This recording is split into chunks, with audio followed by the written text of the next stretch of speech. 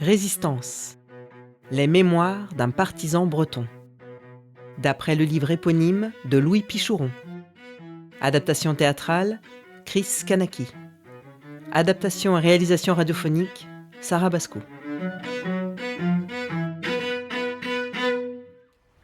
Épisode 1.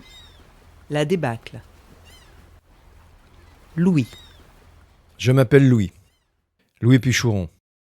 Je suis né le 27 mars 1902 dans la commune de Mini-Ytraigué, dans les Côtes-du-Nord, en Bretagne. Je suis le 6e d'une fratrie de 11 enfants. Avec mon frère Auguste, on a fait les 400 coups. On a même été en Amérique, embarqué en tant que passager sur un navire de croisière. On y est resté quelques années. Et puis le mal du pays nous a rappelés à nos racines. Nous sommes revenus. Mon frère s'est marié avec une fille du coin, Louise Le Musique, et il a repris avec elle une ferme à Plouguel. Moi, je suis resté marin, mais je me suis aussi installé à Plouguel. J'y ai rencontré ma seconde épouse, la belle Léonie. Ah, Léonie, c'était un sacré bout de femme, forte, décidée.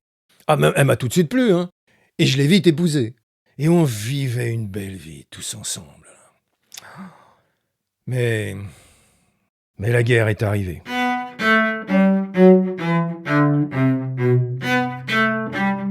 En août 1939, l'URSS de Staline et l'Allemagne d'Adolf Hitler signent le pacte germano-soviétique de non-agression.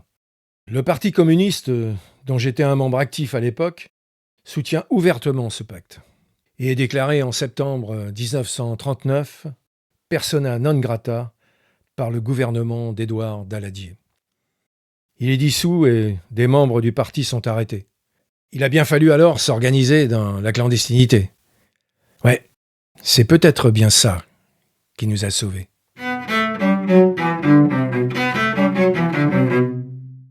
À partir de mai 1940, l'invasion fulgurante des Allemands en France pousse la population à fuir. Un certain nombre cherchent refuge en Bretagne. Et c'est là que commence l'histoire que je vais vous raconter. J'étais avec Boulard, mon ami de toujours. On était en juin de l'année 1940 et on cassait la croûte sur le bord de la route. Et c'est là qu'on a vu les réfugiés débarquer. Qu'ils faisaient peine à voir, avec leurs bardas sur le dos, à porter des valises pleines à craquer, ou pour les chanceux, leurs charrettes à bras. Ah, les visages des adultes et des enfants éprouvés par la peur et la fatigue. Weg frei! Raus! Schnell!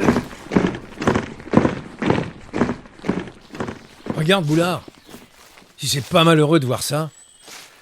Ouais, déracinés à cause de cette fichue guerre. Et errant sur les routes avec la peur de l'envahisseur, les pauvres gens. Quelle tristesse.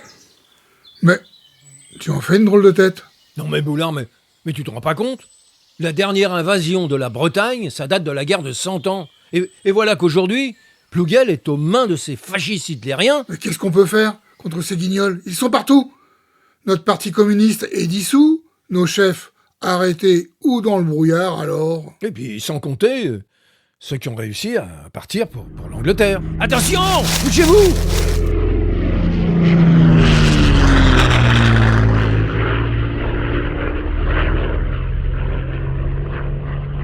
C'est rien. C'est juste un vieux coucou de chez nous. Et regarde, Boulard, l'avion a lâché des tracts. Qu'est-ce que ça dit ? Écoute-moi ça. Jamais la France, au passé si glorieux, ne s'agenouillera, tel un peuple d'esclaves, devant une équipe de valets prêts à toutes les besognes.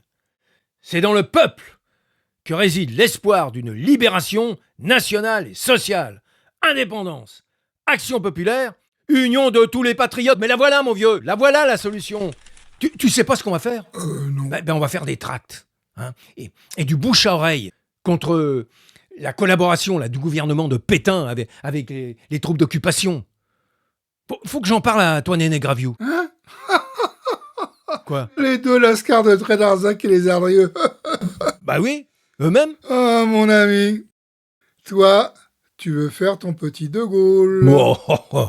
Ou alors... Ou alors quoi? Ou alors, remonter un parti communiste clandestin à nous quatre. Mais les deux, mon vieux boulard, les deux. Tiens, chacun va reprendre contact avec un membre solide du parti, dans les communes environnantes. Alors, Tréguier, Pleumeur, Lannion, tiens, Saint-Brieuc, puis après, on verra, mon vieux. Oui, on verra. Mais oui, tiens, réunion de cellules chez moi, lundi soir. Laisse-moi un peu de temps pour me retourner. Bon, dans 15 jours pile le soir. T'es fou. Ça te va? Madé. Salut, Boulard. Au revoir, De Gaulle. Avril 1941, chez Louis et Léonie.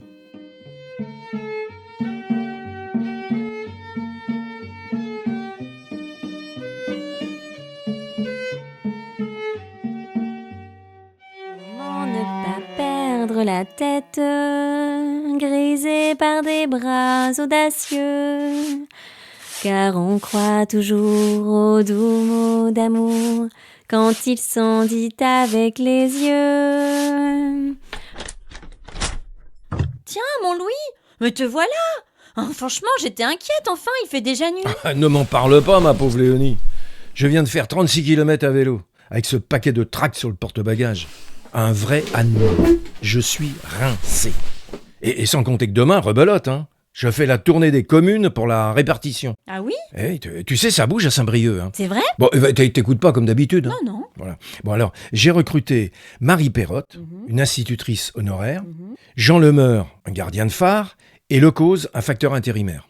Un facteur? Oui. Ah, ça c'est intéressant. Ça peut passer la presse clandestine partout sans qu'on le repère. Parfait. Enfin, c'est pas comme ici. Hein. Ah bon? Les voisins, ils m'ont fait des remarques sur les allées et venues chez nous. Oui, mais enfin, t'inquiète, hein. Dorénavant, je passerai par derrière. Et les copains aussi. Et en plus, j'ai une arme secrète. Ah oui? Je parie ta part de sucre que tu ne trouveras pas ce que c'est. Qu'est-ce que c'est que ce chiffon là? Montre. Bon, je donne ma langue au chat. Perdu. C'est un mot de passe. Ah bon? Mon futur contact à l'autre moitié. Si les découpes correspondent, le tour est joué. Ah. Vite, va mettre les tracts dans la cuisine, sous l'évier. Ah oui. Oh, c'est lourd. Entrez. Ah, quand on parle du loup... Keinec, chef départemental du PC clandestin. Alors, il paraît que tu as fait du bon travail par ici, sans même avoir attendu les ordres d'en haut. Bah, tu sais, ici, au début de l'occupation, c'était plutôt les 3 mousquetaires.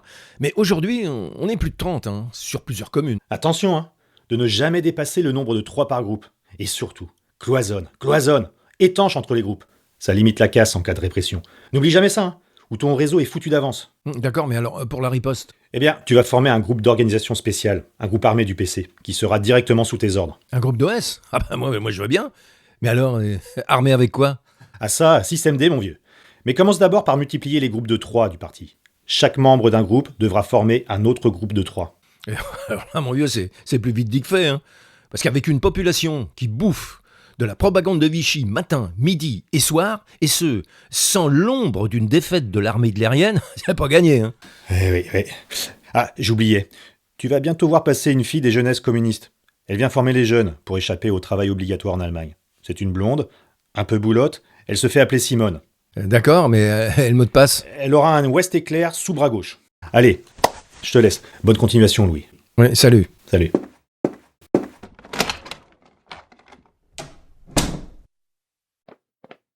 Il est parti? Oh là là, quel tourbillon cet homme! Toi, je suppose que tu n'as pas perdu une parole de notre conversation. Bon, allez tiens mon Louis, devine ce qu'il y a de bon à manger ce soir. Tu dis de bon? Mhm. Bon, alors, je parie ton dernier sucre que c'est une omelette. Bon, comment t'as deviné? Eh bien, je suis passé ce matin prendre un faux café à la ferme de mon frère Auguste, tu vois. Ah. Et il m'a dit qu'il comptait passer te voir pour t'apporter quelques œufs. D'accord, tricheur. Bah non, enfin, j'ai mes réseaux. Tricheur!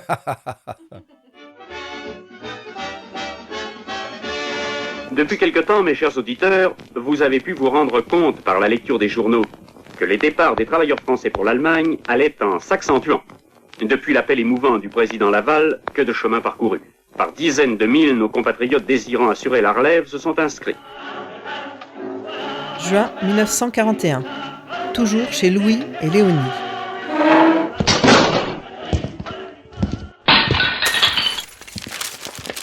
Mais qu'est-ce que vous cherchez à la fin? C'est une maison honnête ici. Hein, on fait pas de marché noir. Et votre mari? Et puisque ça fait 1 heure que je vous dis que je ne sais pas où est mon mari. Mais enfin, les gars de la marine marchande le soir, ça traîne avec les copains, enfin c'est bien connu. Monsieur Guédé, faut y aller. On va louper le dernier train. C'est pas grave, Corfec. De toute manière, on va revenir, ma mignonne.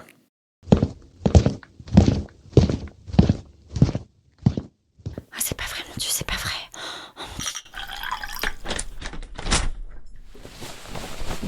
Mais qu'est-ce qui s'est passé ici? Oh mon Dieu, Louis! Ça commence, ça y est! Il y a 2 inspecteurs de la police de Vichy qui sortent d'ici à l'instant. Ils ont tout mis sans dessus-dessous à l'étage dans les chambres. Oh, quand j'y pense, ils auraient pu arriver et te voir là avec les tracts. Ou pire, ils auraient pu tomber sur la réunion du groupe tout à l'heure. Oh là là. À ton avis, pourquoi cette perquisition? Bah tiens, hein? C'est les pétainistes de la ferme d'à côté, j'en suis sûre. Je mettrai ma main au feu. Oh. Depuis que les Allemands ont envahi le château, hein, ces collabos là, ils refusent de nous vendre leur lait, leur beurre, leur veau. Et tout ça pourquoi? Pour engraisser les cochons d'Adolphe. Ma pauvre Léonie, je crains qu'il ne faille déménager très vite. Oh non. Oui, et je compte sur toi pour prévenir mon frère Auguste de redoubler de prudence quand tu iras lui porter les tracts. Ah oui. Au fait, il lui en faut plus. Il vient d'engager Monsieur Guinard. Tu sais, le directeur de l'école de la Roche-Jaune. Ah bah c'est une bonne nouvelle ça. Ah, j'entends les copains. Allez, je vous laisse. Entrez vite les gars. Salut toi Nan. Salut Louis. Salut Graviou. Salut Louis. Bon, faut pas traîner. Hein. D'abord les finances. On a pas mal de frais d'impression et de transport avec la presse clandestine. Ouais, bah les cotisations des membres, hein, ça pèse pas bien lourd. Heureusement, on a les dons. Même la vieille, là, petite, avec son chapeau. Ah oui, Madame de la Baronnie. Même elle m'a glissé un petit billet hier soir dans la poche. Non, oh, Madame de la Baronnie. Oh, c'est mignon. Madame de la Baronnie n'a pas écouté son évêque de Saint-Brieuc. Lui qui prêche la collaboration. C'est abruti. Bah non, plutôt l'aîné. Le curé de Tréguier. Lui, il nous soutient ouvertement. Mais attention les gars. Hein. Interdiction formelle de prononcer aucun nom d'adhérent ni de prendre aucune inscription au parti en dehors du groupe. De toute façon, à partir de maintenant, moi, je vais utiliser un faux nom. Ah ouais? Hein? Bah oui, ça commence à sentir le roussi. Ah bon? Ouais, je vous raconterai. Bon, alors Graviou, de ton côté. Bah moi, hein, propagande patriotique. Pour la jeune classe qui refuse le travail obligatoire en Allemagne. Bien. Et en 2, pour les ouvriers qui travaillent pour le roi de Prusse, incitation à saboter le travail. Voilà, monsieur Louis. Très bien. Bon, point suivant, Toinen. Ça roule, ton groupe d'organisation spéciale? Mon groupe d'OS? Bah à fond. Mais on manque d'armes. Et c'est pas avec le malheureux 635 de mon père? Ouais, t'arrêtes de râler avec ton vieux pétoir. T'as qu'à récupérer un fusil neuf sur un Bosch isolé. C'est pas compliqué, non? Bah oui. Hein. Bon, mais les gars, l'urgence, c'est quand même de saboter le plus grand nombre de matériel ennemi. Vous êtes d'accord? Bah oui. Bon, alors, vous savez que mon beau-frère, Amédée Le Guen, est employé aux ponts et chaussées de Les Ardrieux. Bah oui. Ah ouais. Eh ben, il va nous passer quelques cartouches explosifs. Ah. Et ensuite, eh ben, il ne restera plus qu'à trouver des objectifs Facile, ça. en rapport avec nos possibilités. C'est tout. Boum. Ok oui. Oh, je sens qu'on va pas s'ennuyer, camarade. Ouais. Salut Louis. Allez, salut Louis. Salut les gars. Kenavo.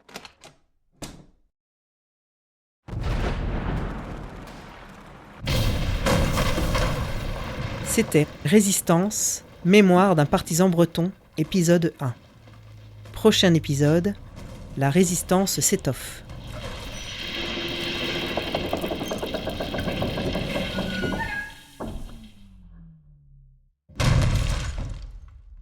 Avec, par ordre d'apparition, les voix de Patrick Andrieux, Pierre Riva, Philippe d'Alençon, Maëwen Blanchet-Détente, Maël de Gouryrec, Gwendal Détente, Jean-Pierre Pratt, Arnaud Guillemin et Stéphane Le Picard. Musique. Au violoncelle, Karine Bonneau. À l'alto, Florence David. Bruitage, Lénie Andrieux.